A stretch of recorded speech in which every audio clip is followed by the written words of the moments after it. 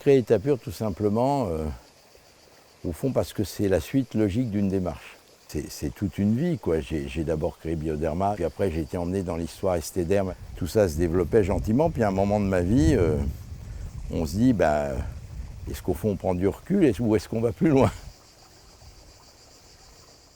C'est l'envie au fond de se dire à un moment donné, mettons à la peau que ce qu'elle a besoin. Ça part un peu de la petite phrase de Saint-Exupéry qui est à l'origine de cette marque et qui est souvent à l'en-tête d'un certain nombre de documents, qui est « l'excellence arrive non pas quand il n'y a plus rien à rajouter, mais quand il n'y a plus rien à retirer ».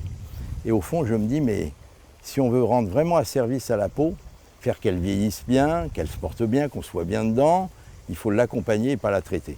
Et c'est ce que j'ai créé. J'ai déposé un brevet, je me suis dit, je vais essayer de faire des produits à base de ce qu'il y a dans la peau. Et j'y suis arrivé, ça n'a pas été facile. 5-6 ans pour faire la première crème. Parce que dans une industrie où il y avait à peu près 30 000 composants, j'en avais plus que 300 pour travailler, puisque les produits doivent être soit identiques biologiquement, soit mimétiques, c'est-à-dire produire le même effet biologique, soit neutres, soit utiles à la peau. Donc c'est une autre façon de construire le produit, et le bénéfice pour l'utilisateur, c'est qu'on ne fait rien d'autre que bien accompagner sa peau à l'excellence. Et donc voilà, ça c'est la ligne de départ. Et puis je me suis dit, mais oui, mais ceux qui ont besoin de traiter, donc il faut que je conjugue ça à des actifs purs.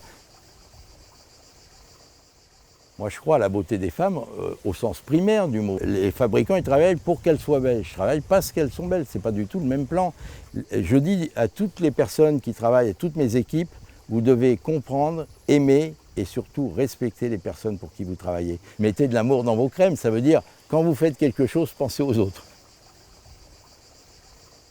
Donc voilà l'envie au fond, c'est de bousculer un petit peu les choses. On a pris des partis pris très très puissants qui quelque part sont innovants pour un fabricant de cosmétiques, de transparence totale. La transparence, c'est peut-être la valeur fondatrice presque. Quand on construit les produits, on dira on ne cachera rien.